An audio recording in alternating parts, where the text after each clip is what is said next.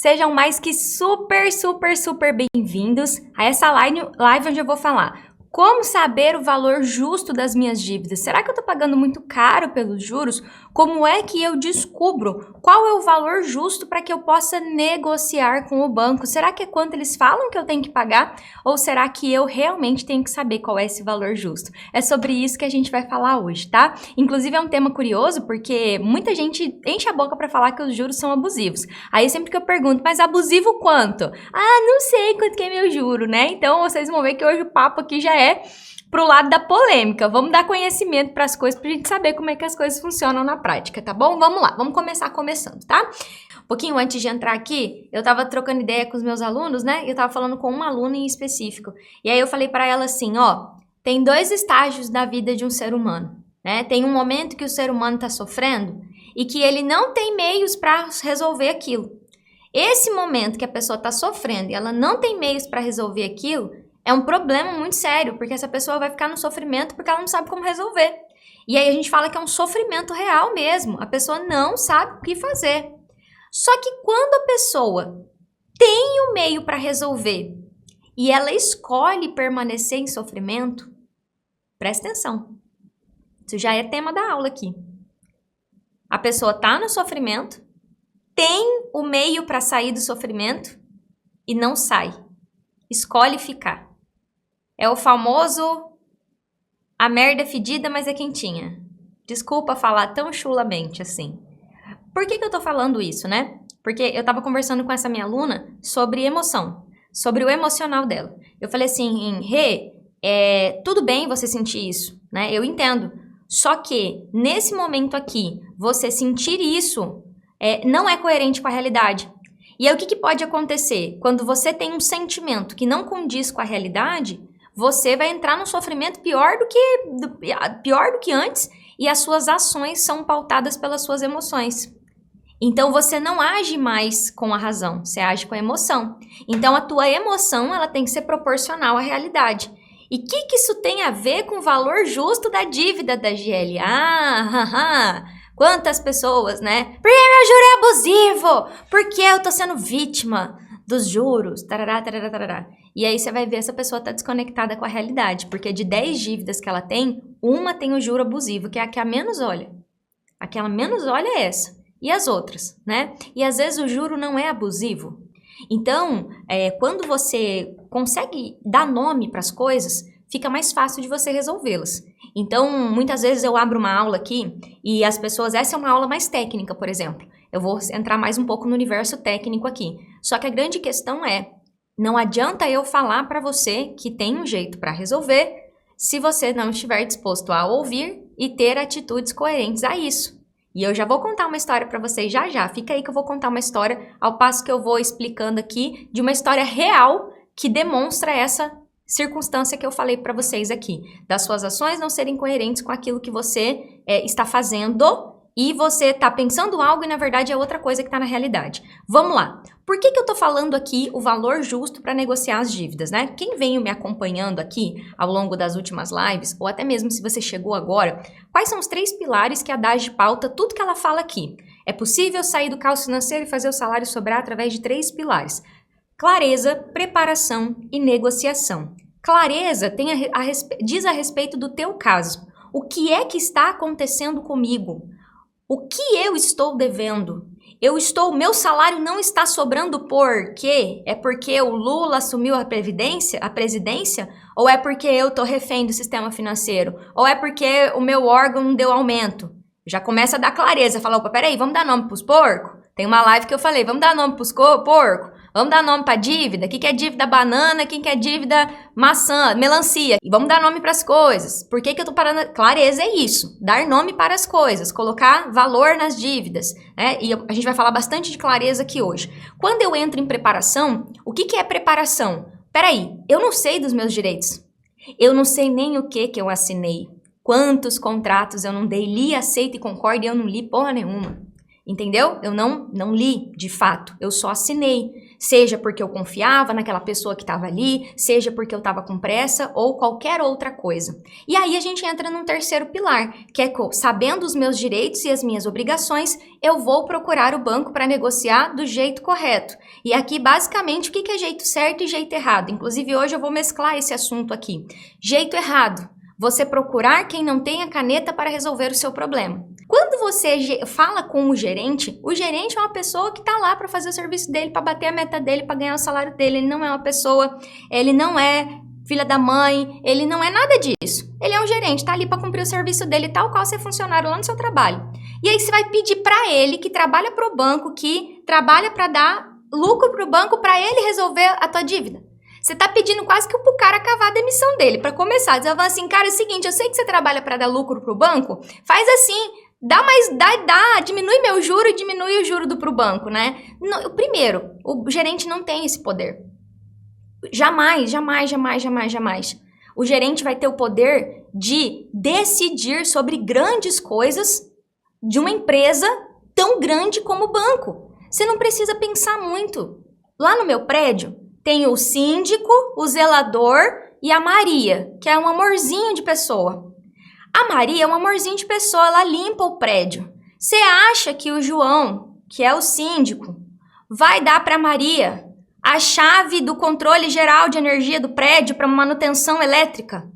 Não, ele vai dar para o zelador. É o zelador que faz essas coisas. Hoje estava lá tirando foto do vazamento da garagem. Não é a Maria. Com a Maria, ele deixa a chave da parte da limpeza, a Maria autoriza, recebe uma coisa ou outra. Maria é um amor, amo Maria. Maria salva a minha vida todo dia, inclusive. O zelador cuida das coisas que é do zelador. E o síndico, por exemplo, tem um BO lá no prédio. Pra quem que vocês acham que eu mando o BO? Pro síndico. Não mando o BO pra Maria. Vocês acham que eu vou mandar mensagem pra Maria meia-noite? Maria, tá o pazieiro aqui no teto, aqui na salão de festa. Não tô conseguindo dormir. Eu até mudei de apartamento por causa disso, porque eu morava embaixo do salão de festa, todo final de semana era um estresse. Com quem que vocês acham que eu falava? Com a Maria ou com o síndico? Que inclusive o síndico é o dono do meu apartamento. E aí eu falo pra vocês, quando você começa a entender quem faz o quê, você começa a entender, opa, peraí. Então eu tenho 3 pilares, clareza, preparação e negociação. Negociar do jeito errado, negociar com a pessoa errada, pedindo a coisa errada, e aceitando uma série de negociações que são boas só para o banco e não para você. Aí, quando eu descubro que o jeito que me ensinaram a vida inteira tá errado, eu começo a fazer do jeito certo.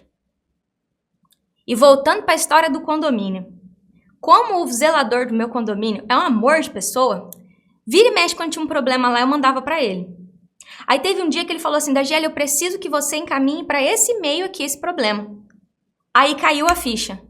Olha eu fazendo a mesma coisa que eu falo para as pessoas não fazerem. Falando com quem não tem o poder de resolver.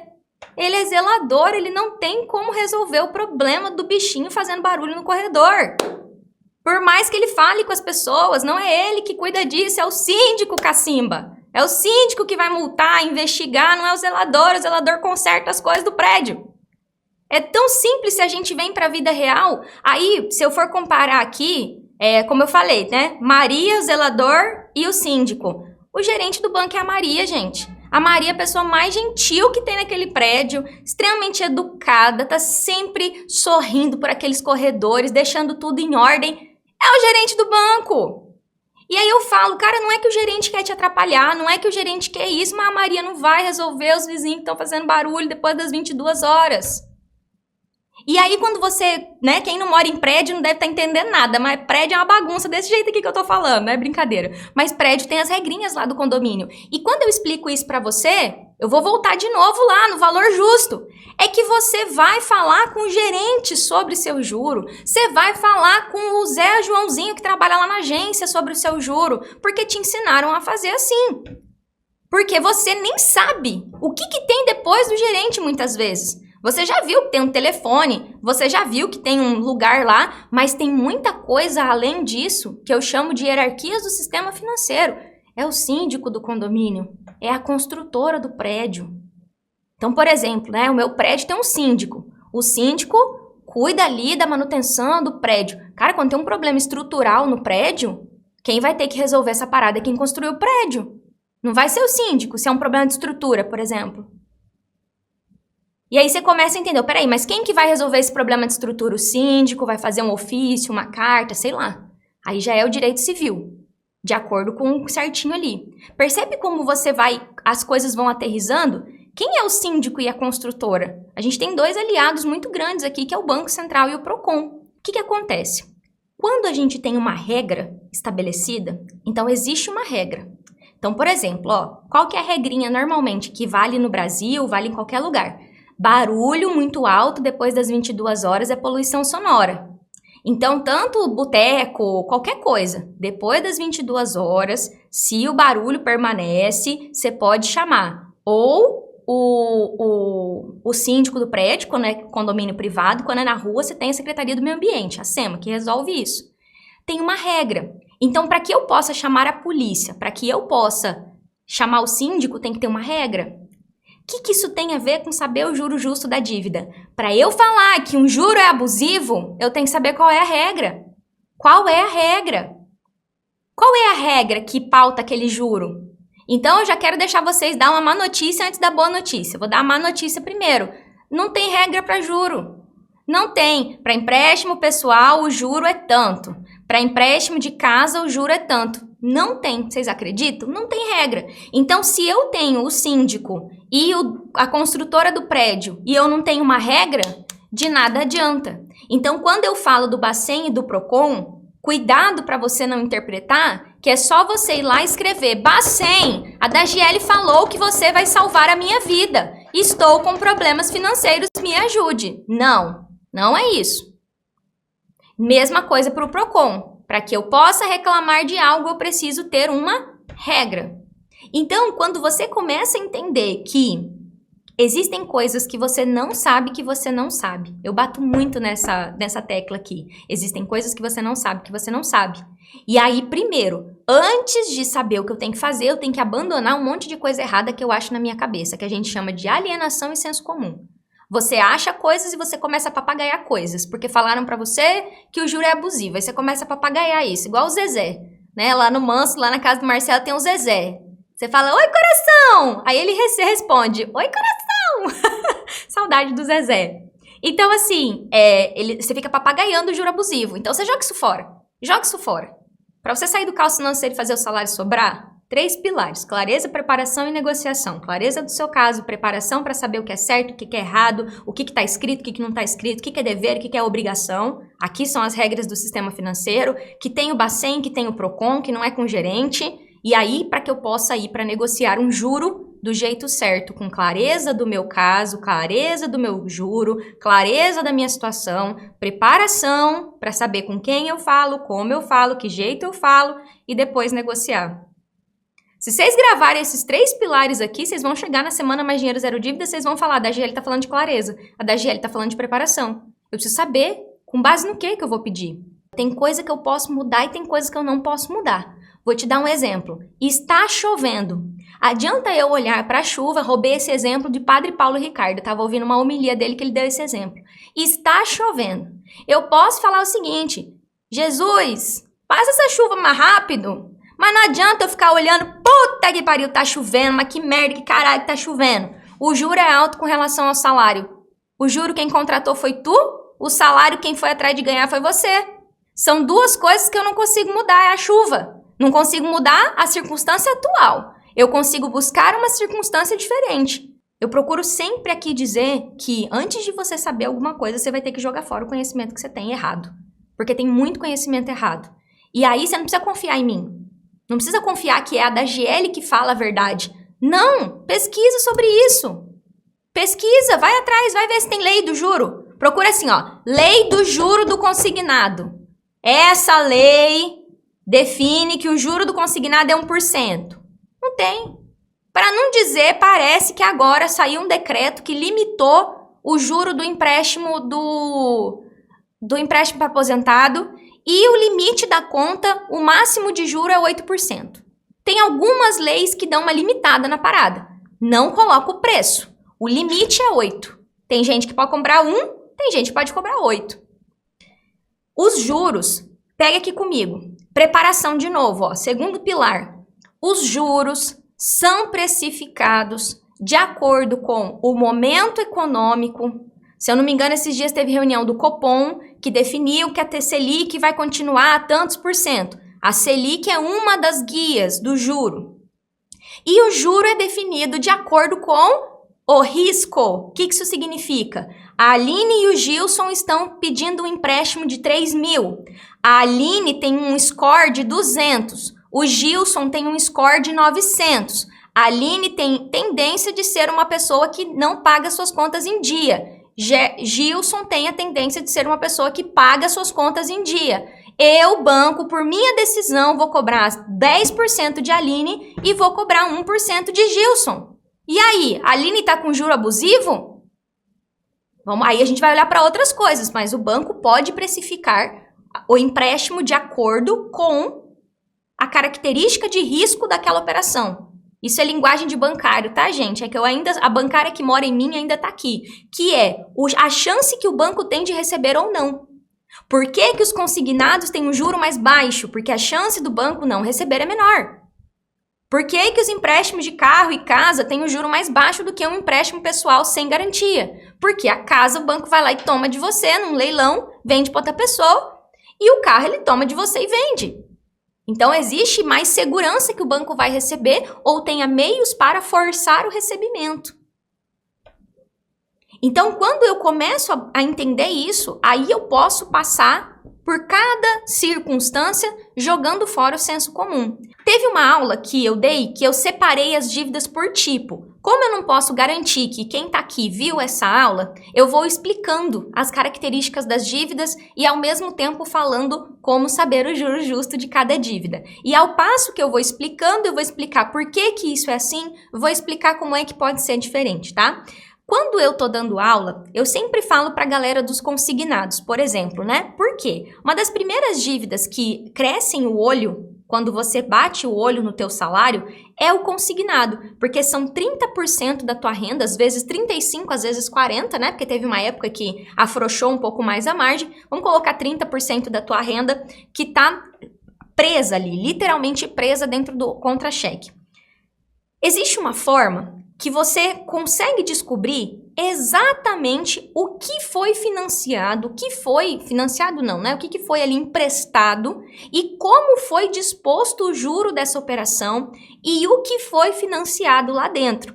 E é comum que as pessoas queiram resolver primeiro o consignado, porque quando eu olho no bloco de 10, 12 dívidas, em dia ou em atraso, eu tendo a olhar para a dívida maior, que desconta mais, que é o consignado. Então, para que eu possa começar a entender o meu consignado, a gente tem que tirar algumas barreiras do consignado, que é, eu já renovei muitas vezes, eu já nem sei quanto mais eu peguei emprestado. É a primeira barreira que normalmente me trazem. O que vale é o último contrato. O que vale é o último contrato. Eu falo sempre, né? Quem quer mexer com dívida que já foi quitada, tá querendo mexer com defunto. Defunto a gente reza, a gente não mexe com ele. Entendeu? Então, a gente não vai mexer com dívida que já era. Ai, mas eu renovei minha dívida muitas vezes, eu preciso... Não, pega o último contrato. Todas as vezes que o banco renova a tua dívida, é celebrado um novo contrato, ele quita o anterior e fica o contrato atual. Já renovei várias vezes, eu não preciso me preocupar com isso. Então, quando eu tenho uma dívida, qualquer dívida que seja, eu começo a entender as características da minha dívida e eu só consigo entender as características da minha dívida quando eu vou atrás de pegar as duas coisas que eu assinei e não me lembro de ter assinado, que eu sequer muitas vezes tenho a cópia disso, que é o contrato e o documento descritivo de crédito. O contrato e o documento descritivo de crédito são os dois documentos que o banco tem a obrigação legal de te entregar, conforme a resolução 5004 do Banco Central do Brasil. O banco deve disponibilizar de fácil acesso nas agências ou canais de atendimento o contrato e documento de descritivo de crédito. E caso o banco não entregue, você tem o direito de recorrer ao Banco Central e o Procon. Porque quando você vai atrás desse documento, é muito comum que você vai ouvir: olá, você não tem contrato, você assinou pelo aplicativo, não tem contrato, se não tem contrato, não tem dívida. É mentira, tem contrato. Só que muitas vezes o gerente que te atende, que ele não vai ter ali todo o poder para te ajudar, lembra que ele é a Maria? Maria não tem a chave do padrão de energia. Maria tem a chave da despensa. A chave do portão. Maria não tem acesso ao quadro geral de força do prédio, para manutenção. Por isso que eu falei da chave lá no começo. Então, o gerente não consegue? Opa, gerente, peraí, você não consegue, mas tá aqui, resolução 5004 do Banco Central. Você tem que me dar. Chama seu chefe e me dá. Esse caramba. Ponto. Não sair de lá sem. Por quê? No contrato, eu consigo identificar claramente, no contrato e no documento descritivo de crédito, quanto eu peguei emprestado. Normalmente vai estar lá, tu pegou emprestado 40 mil. Além dos 40 mil, o que foi financiado lá? Normalmente tem um imposto, que é um imposto, como o próprio nome já diz, para o nosso querido governo, imposto sobre operação financeira, e na maioria dos casos tem uma coisinha lá linda chamada seguro prestamista, que em geral chega a ser, em algumas vezes, 10% do valor da operação. Ou seja, eu peguei 40 mil, só que eu financiei 45,50. Porque eu tive que pagar à vista, financiado, um seguro para o banco. Que ou ele me disse que eu era obrigada a fazer, senão ele não me daria o crédito, ou o gerente colocou lá e nem me avisou. E aí eu não tô aqui para julgar o gerente. Foi uma dessas duas situações que aconteceu. E aí você tá batendo tecla no juro, mas o problema que encareceu o seu empréstimo é porque você pegou mais dinheiro do que você achou que pegou. E não foi para você o dinheiro. Porque quando você financia o seguro prestamista, 40 mil vai para você, 4 mil vai para o banco. Dado esse exemplo aqui. Além disso, quais são as outras informações que você consegue ter nesse contrato? Quantas parcelas faltam pagar? Qual é o objetivo de saber isso? Se eu deixar a minha dívida como tá, faltam 72 parcelas de R$ 1.200. Então, quando eu estou de posse do contrato, eu posso começar a avaliar por tipo de dívida. Turma, eu tenho 2 aulas para dar para vocês. Eu tenho uma aula que eu posso ensinar vocês aqui sobre regra de juro, ou eu posso ensinar para vocês como é que resolve. Eu não vou ficar ensinando financeiros para vocês. Isso aí vocês vão ter que fazer se vocês quiserem, né? Eu sempre brinco, vai lá, fica estudando matemática financeira um tempão para você entender essas nomenclatura toda que tem, esse cálculo, né? Você vai ter que virar um perito contábil, não precisa. A gente vai trazer aqui referências. Por quê? Se um profissional da área de juro vier ver minha aula, vai falar que eu tô sendo generalista. E eu tô você mesmo, porque eu tô falando com leigo. Eu não tô falando com uma pessoa que é financeira. Eu tô falando com uma pessoa leiga. Então, por que eu tô afirmando isso? Porque se não existe uma regra cravada de juros, eu não tenho como falar financeiros para vocês. Eu vou falar por tipo de operação. Então, vamos lá. Se eu tenho um empréstimo consignado, o empréstimo consignado, ele é feito por convênio. Ou seja, o banco vai precificando a parada de acordo com o convênio. Então, como é que é esse convênio? O banco tem convênio com o órgão público ou empresa. Então, quando eu faço aquela conta que eu falei para vocês, ó a continha que eu falei para vocês, se eu deixar do jeito que tá, eu ainda vou pagar tanto. Aí eu consigo ver, vamos lá, se eu deixar como tá, eu vou pagar tanto. Então, eu sei que se eu deixar como tá, eu vou pagar 80 mil. Qual é o objetivo que eu vou ter no consignado? Vai ser ficar discutindo se meu juro é justo? Não. Por quê? Eu tenho um convênio firmado entre o órgão e a instituição. Eu vou ter que procurar um juro mais barato. Eu vou ter que procurar um jeito de pagar essa dívida mais rápido. Por isso que eu falo sempre para as pessoas, o consignado não é a primeira dívida que você deve olhar, porque o impacto que ela tem no seu mês é muito pequeno no começo. Então aqui eu sempre falo para os meus alunos, façam primeiro todas as outras dívidas, depois o consignado. Porque o impacto no seu mês é maior quando você resolve um empréstimo pessoal do que um consignado. Mas quando a gente olha para um consignado, o objetivo é reduzir o saldo devedor. É que você pague menos juros. E a técnica de portabilidade é uma delas. E é uma das que funciona. E tem um jeito para você fazer sem cair em golpe e tal. Mas no consignado é perda de tempo bater boca com taxa. E o erro, ele existe tanto quanto você fica batendo boca com taxa, ou quando você cai igual um patinho na fala do gerente de que não tem como reduzir porque o juro é baixo. Mentira! Você não sabe o que tem enfiado lá dentro, você não sabe se tem outro convênio, e o gerente nunca vai dizer para você, dá um pulinho ali na caixa, eu acho que o deles é mais barato. Não vai. Então, se eu olho consignado, eu não vou olhar juro, eu vou olhar montante futuro. Só que aí eu tenho aqui, por exemplo, a casa e o carro. A casa, momento atual, tá? Março de 2023, vai que você vê essa aula em outro momento. Momento atual. A taxa de juros da casa tá um pouquinho desafiador de reduzir, porque a maior parte das pessoas tem empréstimos na casa de 7, 8, 9%, e quando a gente vai buscar uma portabilidade, o juro não tá muito mais baixo do que isso. Então, de novo, né? Existe possibilidade da redução da casa? Existe, só que é uma dívida um pouco mais difícil de mexer, porque ela tem uma hipoteca ali no meio, né? Uma alienação, que a gente chama, alienação fiduciária ali do bem, e para mudar tem as custas e tal, mas existe a possibilidade. Quando eu pego o contrato da minha casa, eu consigo ver se a minha tabela é saque ou se ela é price, se o meu empréstimo é atrelado ao IPCA, ou se ele é atrelado a TR, ou se ele é pré-fixado mais IPCA e mais alguma coisa, se ele é o CDI. No contrato tem essas informações. E lembrando, o seguro da casa é obrigatório. Então, o seguro que tem lá no contrato da casa, que é o seguro de morte e o seguro do bem, é obrigatório, não tem nada a ver com seguro prestamista. Quando eu vou para o carro, aí no carro o buraco é um pouco mais embaixo. No carro eu tenho a questão da taxa de juros. Só que, antes de eu olhar para a taxa de juros, eu preciso olhar o que foi, como a gente diz aqui em Cuiabá, tchuçado lá dentro, tchuçado enfiado lá dentro. O que foi enfiado lá dentro? O que foi vendido para você goela abaixo?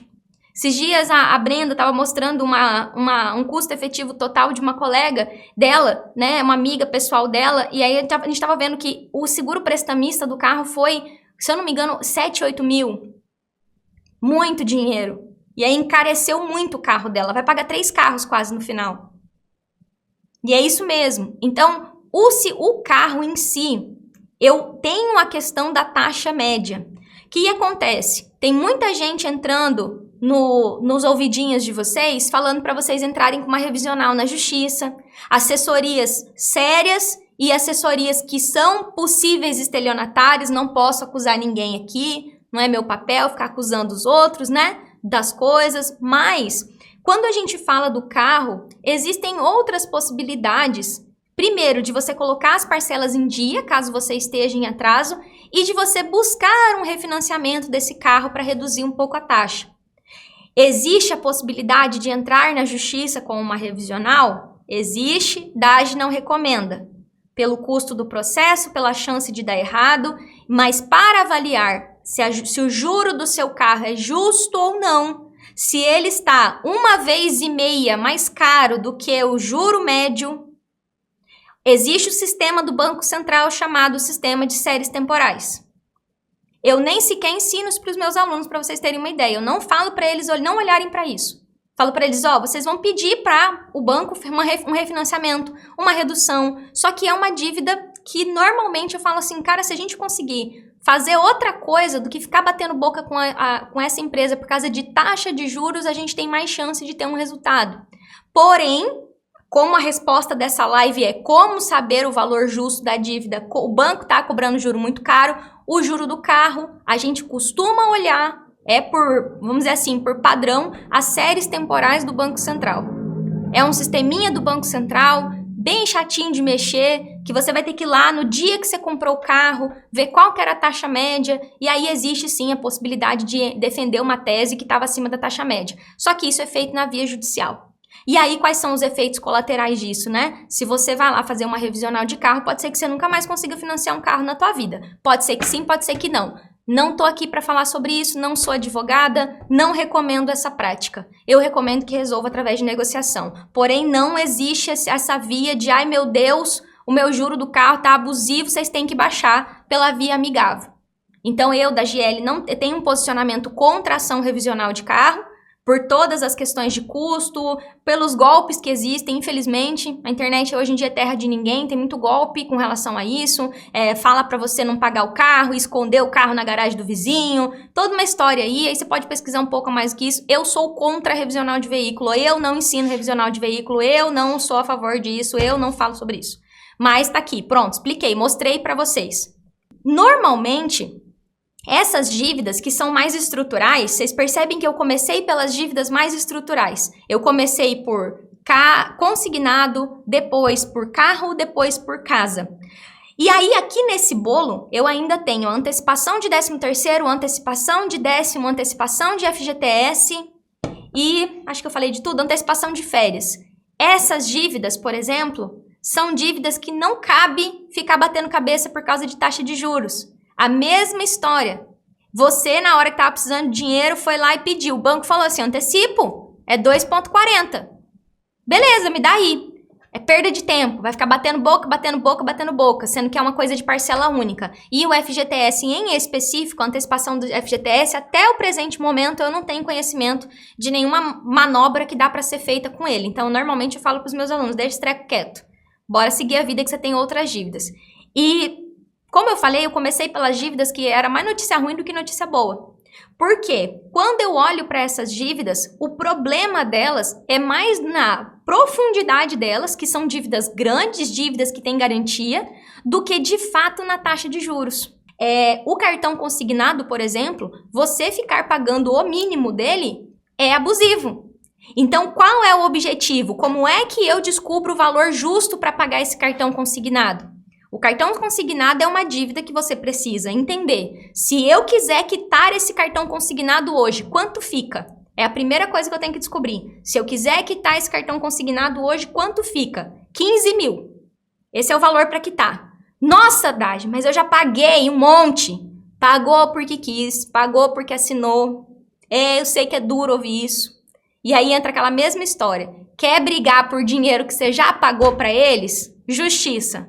Vai lá, boa sorte, para ficar 2, 3 anos lá, para depois, no final das contas, o juiz dizer que você não tem direito porque você sabia que era assim. Ou o juiz pode dizer que você estava certo. Aí a justiça. Como eu falei, eu não sou advogada, eu não falo sobre a esfera judicial. Também sou contra a ação de cartão consignado. Por quê? A pessoa não... Eu só sou a favor se a pessoa foi vítima de um golpe. Se ela foi vítima de um golpe.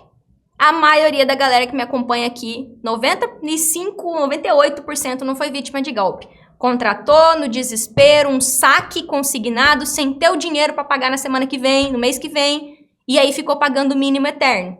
E aí qual vai ser o meu objetivo? Parar de pagar o mínimo e parcelar esse saldo. Já temos resultados aqui. BMG, principalmente, Olé, Daicoval, que aí se parcela o saldo devedor. Por um valor justo, por uma taxa justa. Não é zero juro, mas pelo menos eu não vou pagar o mínimo eterno. Então, eu tinha, por exemplo, uma pessoa que tinha uma dívida que descontava R$500 do contra-cheque todo mês e ela nunca diminuía a dívida. Juntou a dívida, devia 12 mil, agora ela paga 300 e pouco por mês e vai acabar a dívida daqui a X tempo. Só que aí, turma, quando a gente sai desse universo dessas dívidas, a gente vai para as dívidas mais caras. Então, quando você desce para as dívidas que são cartão de crédito, sem ser o cartão consignado, empréstimo pessoal, é aqui que a mágica acontece. Porque quando eu olho a taxa de juros de um empréstimo pessoal, mesmo que ele seja um CDC salário, que é muito comum no Banco do Brasil e na Caixa, mesmo que ele seja uma renovação de CDC, em geral, esses empréstimos têm taxa acima de 2,5%. Acima de 2%. E quando eu olho a taxa média do Banco Central, vou falar de maneira bem simplista aqui. A maioria, e quando eu falo maioria, 8 a cada 10 contratos de empréstimo pessoal tem juro abusivo. E eu raramente falo esse termo juro abusivo, tá? É muito raro eu falar. Só que quando eu tenho um empréstimo com taxa de 3%, normalmente esse empréstimo está mais que 1,5 vezes do que a taxa média. Então aí tem uma tese, existe uma parada aí que dá nome para as coisas. Só que para que eu vou ficar batendo boca com o banco sobre taxa de juro, que é uma coisa que muitas vezes eu só consigo resolver na justiça, sendo que eu consigo fazer a seguinte conta. Senhor banco, né? Vamos eu com meu contrato na mão. Quanto que eu peguei emprestado? 10 mil. Só que aí o banco me colocou um juro de um seguro prestamista de 5. Tá, o seguro prestamista eu já sei que eu posso cancelar. Mas ele não vai diminuir minha dívida. Por isso que eu falo, tem gente que pega o dinheiro do seguro prestamista, torra tudo e esquece que o seguro não sai da dívida. Uma vez que ele foi cancelado, uma vez que ele foi financiado, ele não sai da dívida. Cancelar seguro prestamista não altera em nada a dívida. E tem muita gente espertinha que vai lá cancelar o seguro, pega o dinheiro do seguro, torra tudo e continua pagando juro igual um trouxa. E eu tô falando aqui porque eu sei que isso acontece aqui. Mas eu vou contar que todas as pessoas que estão aqui não vão fazer isso, tá bom? Mas tem gente que faz isso. Mas volta aqui. Eu peguei 10 mil. O banco financiou mais o seguro prestamista lá de 2. Então vamos lá, beleza. Eu peguei 10 mil para pagar em tantas vezes de tantos mil reais. Ok, então eu peguei 10 para pagar 30. Pega a conta aqui, ó. Peguei 10 para pagar 30. Quanto eu já paguei até aqui? Conta de mais e menos, gente. Não precisa ser financeira. Esquece conta de mais e menos. Ó, eu já paguei 5 parcelas de... Vou colocar outro número. Eu já paguei 6 parcelas de 1.000.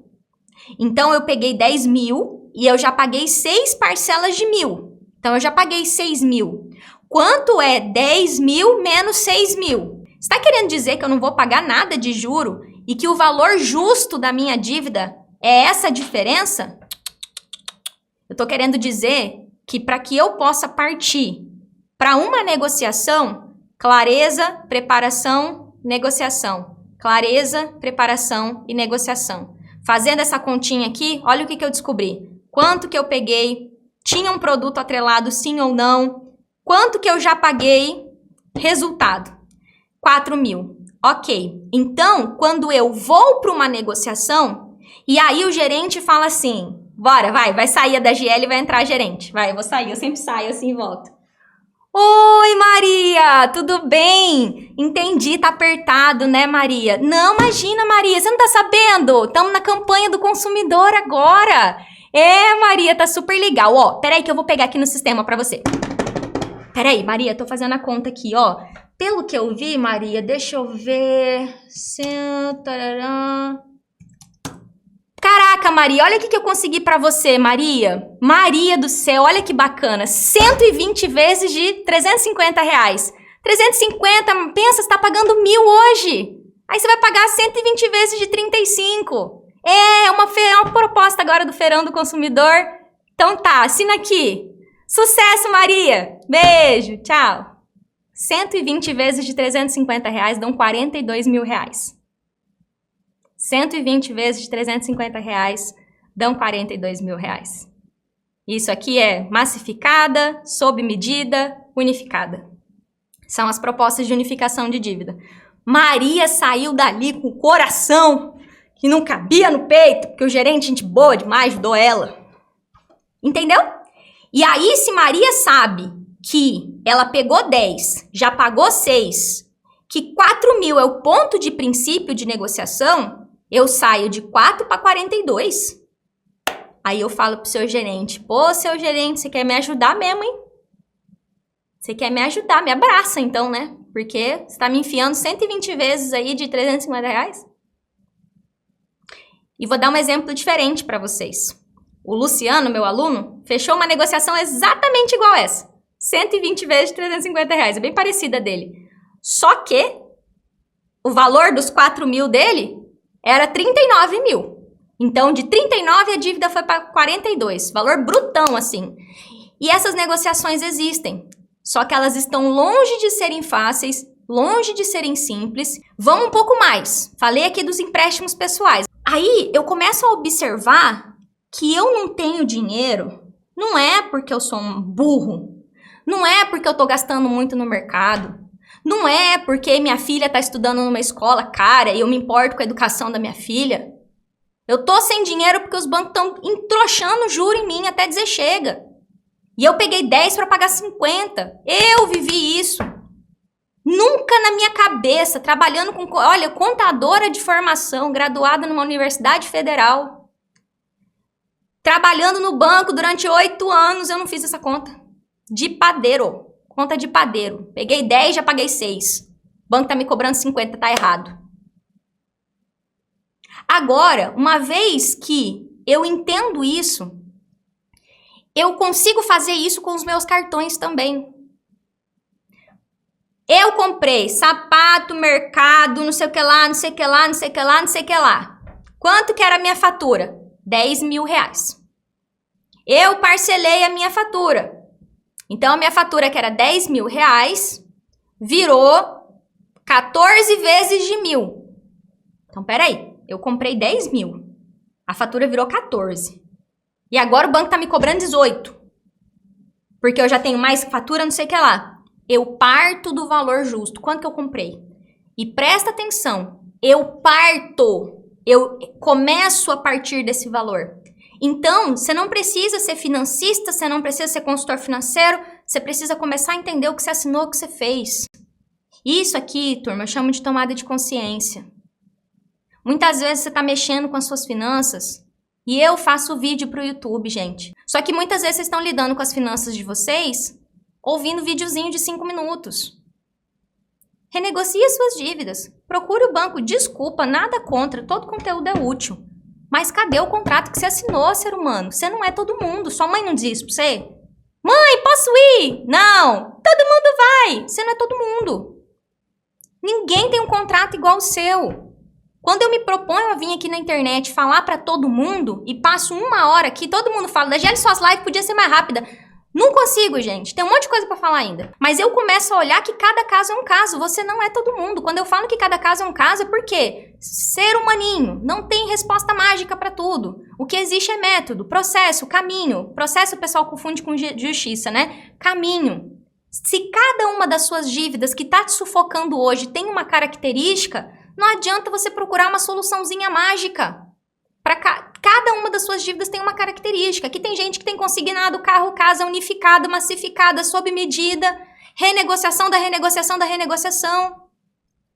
E aí, se eu gasto a minha energia batendo boca por causa do consignado, que é muita gente que me acompanha faz isso, fica batendo boca por causa do juro do consignado, sendo que está pagando 7%, 20% ao mês. Eu não tenho, assim, às vezes eu tenho receio de falar o nome das empresas, assim, porque parece que tá falando mal, né? Mas as financeiras hoje, então eu não vou falar porque é bom senso, né? As financeiras hoje perderam totalmente a noção da realidade. E eu não preciso falar de uma, não, mas tem as mais famosinhas aí. É 20%, 19% ao mês. Meu Deus, o juro de uma casa é 14%, 19% ao ano. 14% ao ano para uma casa é absurdo. A galera cobra ao mês. Você pega 4... Ah, essa eu posso falar porque é uma simulação que eu fiz. Eu fiz uma simulação para mim. Estou contando que é para mim. Fiz para ver de curiosa quanto que era o empréstimo no negocinho Pay lá. Pega 5 mil para pagar 25. Eu fiquei olhando aquilo e falando assim, meu Deus do céu. Por que que eu vi isso? Porque era Natal e a participar apareceu assim, crédito rápido e fácil em 60 vezes. Falei assim, gente, você vai pegar 5 mil e quanta gente que não tem dinheiro pro mercado no final de semana vai pegar porque tá sem dinheiro pro mercado no final de semana. E aí passa algum tempo, não tem dinheiro. E quando você começa, aí talvez você tá se perguntando, Dagi, você falou só de dívida bancária. Eu devo pra agiota, eu devo pra parente, eu devo pra imposto. De novo, clareza, preparação e negociação. Se vocês pararem para pensar, né? Eu pego e aqui toda live eu falo. Aqui eu trago técnicas e estratégias para você sair do caos financeiro e fazer o salário sobrar. Estratégia é você conseguir fazer primeiro aquilo que dá mais resultado. Você vai ter que olhar tudo, mas estratégia é eu fazer primeiro o que dá mais resultado. Tô tentando pensar aqui na limpeza da casa, o que a gente pode dar de exemplo. Tentando achar um exemplo aqui, para dar para vocês de uma coisa simples. Exemplo, se eu vou cortar uma grama, eu posso cortar uma grama com uma tesoura de cortar papel, ou eu posso cortar com um cortador de grama. Quando você começa a negociar as suas dívidas, só olhando a dívida mais cara, só olhando a parcela mais alta, só olhando o juro mais alto, você está cortando a grama com uma tesoura. Vai demorar muito e você vai se cansar depois de 6 horas. Já com um cortador de grama, você corta mais rápido a grama. Então, eu vou para a dívida que tem um valor maior de juros, não de taxa de juros. Porque às vezes eu tenho um empréstimo de 2.000 que a taxa é 7,69, muito alta. E eu tenho um consignado que a taxa é 1,25. Só que proporcionalmente falando, aquele empréstimo de 2.000, a parcela dele é mais baixa. Mas eu peguei 2 para pagar 20. E se eu corto esse mal pela raiz, eu tenho cabeça e dinheiro para poder resolver o consignado. Porque aquele empréstimo que o juro é muito caro, a parcelinha dele é R$200. Eu não sei como que é na terra de vocês aí, mas R$200, se você morar sozinho, dá para comprar carne por mês. Você mora em família, que seja metade da carne, dá para comprar as frutas da semana. Então, às vezes, você está se matando para pagar o parcelado do cartão de crédito, porque você precisa do parcelado do cartão, sendo que você podia falar, opa, esse juro está abusivo. Eu vou renegociar. A GL falou que isso aqui está abusivo. E aí, é claro que tem que ter método. Por isso que eu vou fazer a semana Mais Dinheiro Zero Dívida, para vocês entenderem isso. E as pessoas querem negociar. Eu mostrei um exemplo aqui na cara pra vocês. Tava falando de um negócio, nada a ver a Giane. Como é que eu faço pra cancelar? Tadinha da Giane, né? A Giane virou meu Cristo aqui da live de hoje. Brincadeira, tá, Giane? É brincadeira mesmo, real. Por quê? Porque a Giane quer ir no banco, porque a Giane quer falar com o gerente. Porque a Giane quer, sem clareza do seu caso, não resolve nada, porque você precisa entender o que tá acontecendo com você. Sem preparação, você não consegue resolver nada, porque você precisa entender. Dagi, então por que você já não fala tudo? Vocês sabem, todo mundo aqui sabe a taxa de juros de cada uma das suas dívidas? Todo mundo aqui sabe todos os contratos que tem seguro ou não? Todo mundo aqui sabe quanto que pegou para pagar quanto e quantas vezes que falta e quanto que falta? Vocês estão fazendo isso ainda. Vocês estão começando. Então calma. Por quê? Sem clareza e preparação fica muito difícil pedir uma negociação. Até rimou. Sem clareza e preparação, fica difícil pedir uma negociação. E aí, eu falo para vocês que, além do horizonte, existe um lugar. Todas as minhas aulas com meus alunos começam com essa musiquinha. Além do horizonte, existe um lugar. Na travessia, existem coisas que você vai precisar saber, conhecer do seu caso. E no começo, é como se fosse cair uma bomba em cima do seu colo. É como se você fosse colocar 15 quilos de arroz nas costas para subir 40 degraus de uma escada.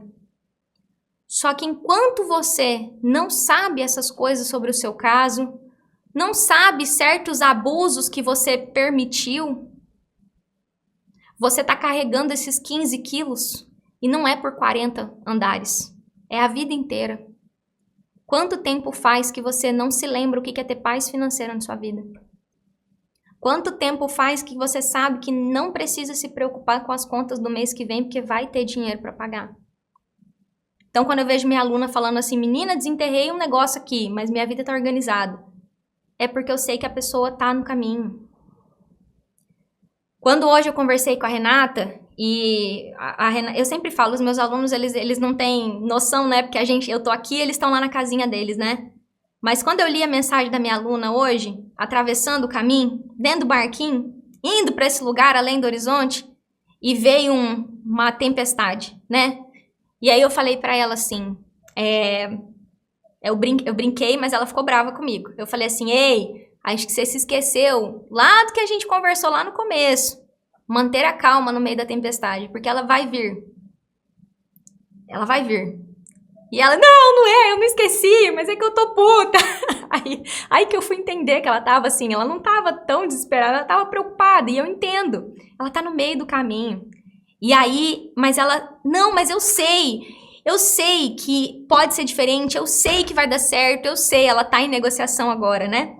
Eu sei. E aí eu falei pra ela assim, ó, quando a gente coloca os nossos pezinhos, e eu falei que ia contar uma história, eu vou contar pra vocês. Quando eu falo pra vocês, quando a gente coloca os nossos 2 pezinhos assim e começa a ver o que tá acontecendo de verdade, é só assim que a gente consegue olhar pra frente e falar, opa, eu posso fazer diferente. E aí, pra conseguir conversar com a Rê, eu falei assim, eu vou te contar uma história, que você vai entender o que eu tô te falando. E aí eu falei pra ela assim, imagina uma pessoa que tá no mar agitado, bem ali no rasinho. Mas de repente vem uma onda atrás da outra e essa pessoa começa a se afogar. Deus, eu vou me afogar, eu tô me afogando, socorro, essa pessoa começa a se desesperar, ela tá se afogando. E aí alguém lá, que tá lá na beirinha, grita, ei, tá raso, põe o pé no chão, fica calma. Fica calmo, caralho, eu tô afogando. E você tá se afogando, você tá se afogando. Até que de tanto a pessoa gritar, calma, você tá no raso, você decide colocar o pé no chão. E a onda tá vindo ainda, mas você sente o chão.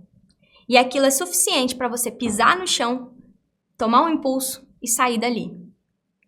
E nesse curto espaço de tempo de 2 minutos, que você engoliu água pra caramba, que você parece que viu a morte na tua frente, principalmente com água, que é apavorador, você percebe que você estava totalmente desconectado da realidade, porque você estava no raso.